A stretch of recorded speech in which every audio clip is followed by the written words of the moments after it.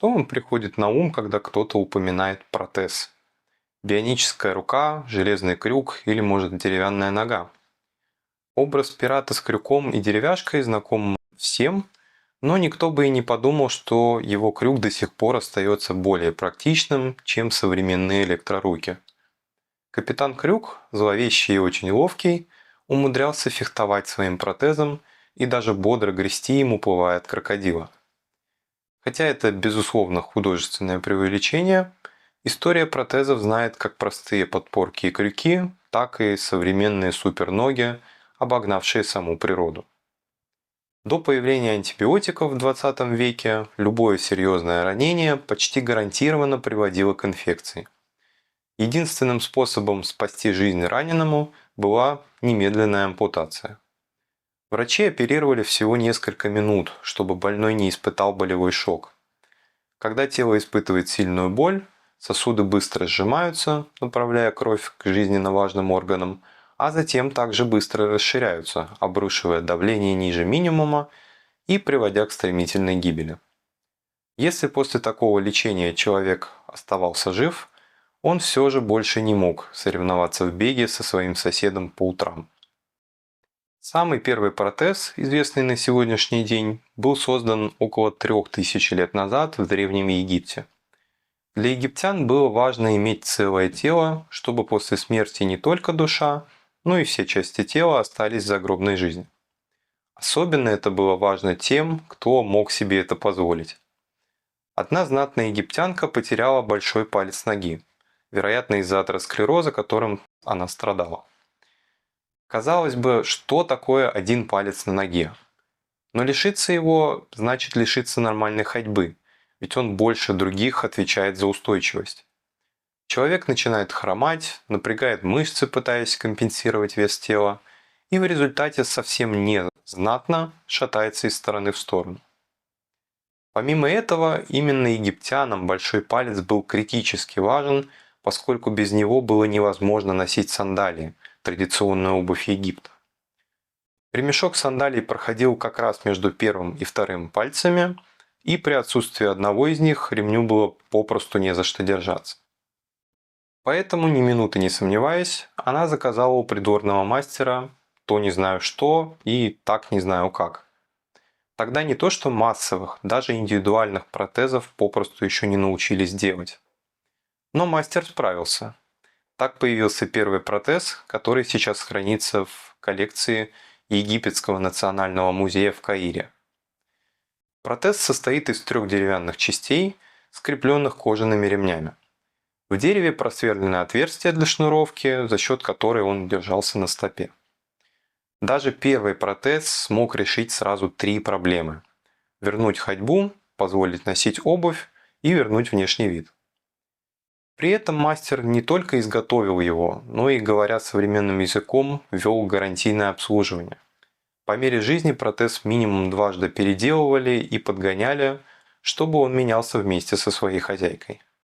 Спустя века требования к протезам возросли.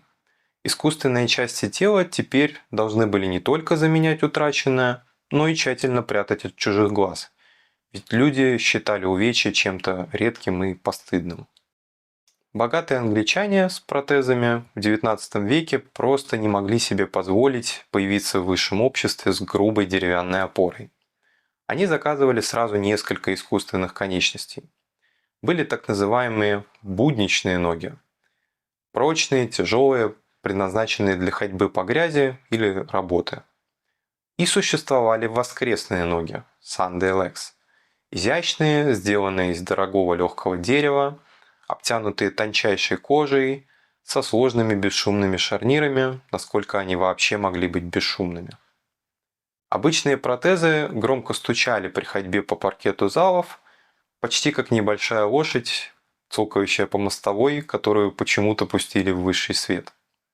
Поэтому воскресные ноги имели резиновые прокладки на подошвах и обильно смазанные шарниры. Их берегли и надевали исключительно для выхода в свет, походов в церковь или на балы, чтобы никто не услышал предательского скрипа механизмов. Однако такая маскировка требовала огромных денег, которых у обычных людей никогда не было. Вне светских салонов правила диктовала реальность, в которой протез помогал работать и выживать. При всей своей удачности древний египетский протез был лишь одним успешным экспериментом своего времени. Только в XVI веке технологии дошли до создания первого механического протеза из стали, который умел сжимать и разжимать пальцы. Амбруаз Паре, великий французский хирург и цирюльник, начал конструировать механические конечности, чтобы помочь солдатам вернуться в строй. Паре обратился к часовщикам и создателям заводных игрушек, которые помогли ему завершить свою идею – перенести подвижные шарниры в протез руки. Его знаменитая механическая рука позволяла сжимать пальцы с помощью системы рычагов, спрятанной под рукавом. Однако делать это приходилось другой здоровой рукой, а стоимость такого ноу-хау была сравнима с ценой небольшого поместья. Вопреки нашим представлениям о пиратах и их золотых сундуках, многие из них тоже не могли себе позволить полноценный протез, поскольку жили довольно бедно. Металлические крюки и качественные деревянные ноги стоили огромных денег. Если пирату ампутировали конечность из-за гангрены, корабельный кок или плотник просто мастерил простейший упор из подручного дерева, буквально обрубка корабельного бруса или ножки стола.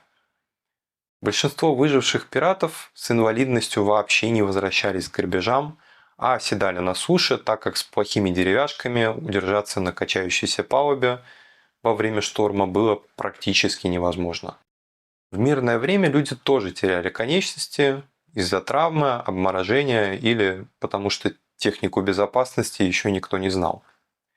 С началом промышленной революции в XVIII-XIX веках фабричные станки не имели никаких систем защиты, и рабочие регулярно получали увечья из-за тяжелых машин и прессов. Биологически в нас заложен инстинкт самосохранения. Например, если положить перед человеком искусственную конечность, чтобы казалось, что это его собственная рука, и начать гладить обе руки, за пару минут человек поверит в резиновую руку и почувствует ее. Разумеется, это не беспроводная связь по Wi-Fi, а способ объяснить реальность, которую мы видим. Если же в этот момент резко ударить по искусственной руке молотком, у испытуемого подскочит пульс, он с силой отдернет руку и станет похож на загнанного в угол котенка. Наш организм перестраховывается, потому что вовремя не испугаться может стоить конечности, если не жизни. И все же рабочие не всегда успевали защититься, и потери рук нужно было восполнять. Люди быстро догадались, что точная копия человеческой конечности из дерева или металла на самом деле не самый удобный инструмент для работы. Вместо искусственной кисти рабочие, потерявшие руку, предпочитали инструментальные протезы, то есть буквально протезы, в которые вставлялись разные инструменты. В культе крепилось основание, на конце которого было универсальное гнездо, примерно как у современной дрели. В него вставлялись насадки для разных дел: крюки для грузчиков, зажимы для пил, кольца для вожжей и даже специальные приспособления для удержания вилки и ножа. Существовали и протезы для музыкантов, например, со специальными жесткими металлическими штырями, длина и угол которых позволяли брать аккорды на пианино. Как ни удивительно, но даже в XIX веке за создание протезов все еще брался сапожник, а не инженер или врач. Джеймс Джиллингем был простым английским сапожником, который однажды случайно встретил человека, потерявшего руку, и решил помочь ему своими силами. В качестве основного материала Джеймс выбрал не дерево или металл, а кожу. Он изобрел сразу две технологии: собственную технологию прессования кожи, которая делала готовый протез одновременно невероятно твердым, легким и долговечным, и уникальную для своего времени систему креплений, с которой люди могли снимать и надевать его самостоятельно. За свою чуть более чем 40-летнюю практику Джиллингем помог вернуть к активной жизни более 15 тысяч человек, включая детей, создавая для них не только руки и ноги, но даже отдельные фаланги пальцев. После смерти Джеймса семья сохранила уникальные технологии и продолжала успешно производить протезы вплоть до 1960 года. Так обычные ремесленники доказали: протез не обязан притворяться живой рукой или ногой, чтобы приносить пользу. Главное – это удобство, прочность и простота. И эти же принципы легли в основу следующего этапа, когда протезы из штучных поделок превратились в масштабное производство, запущенное войнами 20 века. В промышленный век зарождалась индустриализация протезов. Появляются мастерские и производство деревянных ног по патентам. Знаменитая нога Хенгера стала крайне популярна после гражданской войны в США. Но к этому его привела, пожалуй, самая быстрая и нелепая карьера на войне, которую можно было представить. 18-летний студент Джеймс Хенгер записался в кавалерию, где его боевой путь закончился менее чем за 2 дня. В первом же сухопутном сражении он не успел сделать ни одного выстрела. Джеймс прятался в амбаре, когда туда прилетел самый первый в этой войне снаряд. Ядро срикошетило от деревянной перегородки и лишило парня ноги. Вообще протезирование по-настоящему развивается именно в период войны, потому что число людей, которых нужно ставить на ноги, кратно увеличивается. Разработать протез действительно очень дорого, но еще дороже терять миллионы работоспособных людей. Несмотря на множество нуждающихся, а число таких людей в любые времена исчислялось миллионами, о массовом протезировании никто и не думал, вплоть до масштабных войн 20 века. Открытие эфирного наркоза решило сразу 2 проблемы. Болевой шок наконец отступил, а врачи смогли аккуратно зашивать конечности, делая их пригодными для протезирования. Применением анестезии люди стали выживать и возвращаться домой. Пилот британских ВВС Дуглас Роберт Баддер лишился обеих ног еще в мирное время, но вернулся в авиацию и успешно воевал во Вторую мировую войну. Когда его сбили над оккупированной Францией, один протез застрял в кабине, и Баддер попал в плен. Немцы отнеслись к асу с таким уважением, что Герман Геринг лично разрешил британскому бомбардировщику сбросить на парашюте запасной протез для Баддера. Британцы протез сбросили, а на обратном пути сразу же полетели бомбить немецкую электростанцию. Истории раненых солдат и пилотов показали, что человек с протезом способен на невероятные вещи. Оставалось лишь сделать еще один шаг – заставить новые механизмы двигаться с помощью электричества. Чтобы мы добрались до электрических протезов, Луиджи Гальвани еще в XVIII веке изучал, как электричество заставляет мышцы сокращаться, и стал свидетелем невероятного случая. Сначала Гальвани заметил, что лапка лягушки, которую он препарировал скальпелем, задвигалась без видимой на то причины. Лапки, которые висели в лаборатории и ждали своего эксперимента, тоже в какой-то момент стали дергаться. Гальвани выяснил, что в первом случае скальпель провел электричество, которое дала машина в его лаборатории, что дало главный вывод. Электричество управляет нашим телом, а тело создает это электричество, чтобы мы могли передвигаться. Но открытие Гальвани не привело к немедленному развитию протезов, поскольку для этого нужна была серьезная нужда в массовом протезировании. Только через 150 лет животное электричество было применено для создания первых миоэлектрических протезов. Не для животных, а для людей.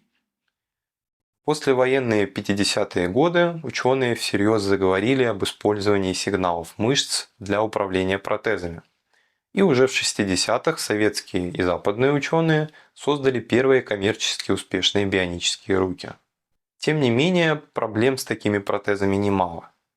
Несмотря на развитие электрических протезов, многие бы и сегодня выбрали протез-крюк. Он металлический, поэтому его можно мыть, в отличие от нежной бионики. Можно не бояться ударить по пальцу, забивая гвоздь, и можно даже выловить вареное яйцо из кипящей кастрюли. Опция для самых нетерпеливых. Даже самые современные и дорогие бионические протезы не позволяют человеку повиснуть на перекладине, так как он будет просто выскальзывать из протеза под своим весом. Для занятий спортом под протез руки надевают специальный длинный чехол, изготовленный из цепкого силикона. Чехол облегает руку и цепляет сам протез, у которого есть своя металлическая основа, чтобы он не рассыпался под весом человека. Кроме того, классический протез выглядит как гильза на культе с прикрученной к ней насадкой. При контакте с телом гильза прилично натирает кожу и иногда открепляется от руки. Поэтому лучшие протезы сегодня устанавливают иначе – остеоинтеграцией. Титановый штифт вживляют в кость. Он срастается с тканями менее чем за полгода и становится продолжением своего владельца. На штифт надевают протез, который при желании все еще можно снять.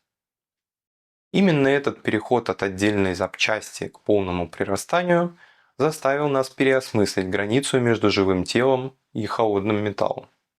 Если вы когда-либо гуглили фото протезов или видели их в жизни, вы могли невольно и неожиданно почувствовать отвращение. И это нормально, с вами все в порядке. То же самое испытал Масахиро Мори, японский робототехник, который разрабатывал роботизированные пальцы. Когда он впервые увидел и потрогал передовой протез, невероятно реалистичный, с имитацией ногтей и вен, но при этом холодный и жесткий, он сам испытал чувство ужаса, о чем написал эссе, сообщив коллегам-инженерам об этом эффекте. Он рассуждал так. Обычный металл не вызывает у нас эмоций. Если мы добавим ему немного формы и цвета, нам станет приятнее на него смотреть. Но если мы попытаемся сделать протез абсолютно как настоящий, во-первых, у нас все равно это не получится, а во-вторых, при рукопожатии неподготовленный человек испытает шок, почувствовав холодную конечность без пульса. Поэтому Мори советовал инженерам даже не пытаться сделать роботов неотличимыми от людей, а остановиться на похожести. Современные бионические протезы так и делают. По форме они напоминают руку, но все же не случайно выделяются внешне. Сами пользователи нередко выбирают нереалистичные протезы, например, прозрачные. Это помогает сразу обозначить инвалидность и избежать неловкости, когда собеседник сначала принимает протез за настоящую руку, а затем теряется от неожиданности. Врачи часто предлагают пациентам протез, основываясь на поле или возрасте. Однако эксперимент, проведенный на выставке в Музее дизайна в Шотландии, показал, что люди выбирают протезы просто как захотят. Пол и возраст на самом деле ничего не говорит о предпочтениях, так же как и форма головы ничего не говорит о музыкальных вкусах. Когда человек сам выбирает дизайн протеза, он перестает воспринимать его как инвалидный атрибут и смотрит как на уникальный аксессуар, вроде модных очков. Популярность дешевой 3D-печати привела к буму создания ярких пластиковых рук, которые быстро пачкаются, выглядят игрушечными и нужны скорее для развития компаний, чем для людей с ампутациями. Пластик не дает почувствовать текстуру, которая есть у реальной руки или повседневных вещей, например, тех же очков или часов. На эту тему провели исследования. Британская служба здравоохранения раньше предоставляла людям очки, и их постоянно критиковали за отсутствие выбора. Все, кто носили их, выглядели одинаково, как миньоны из мультика. Но эти очки были качественными и по итогу стали культовым ретро-символом – бабушкиными очками. Проект Hands of X сознательно перенес подбор протезов из реабилитационных центров в модный салон оптики в Лондоне, сделав выбор протеза похожим на подбор стильных очков. И это сработало. Люди выбирали кожу или дерево не потому, что так незаметнее или напротив виднее протез, а потому что это стильно.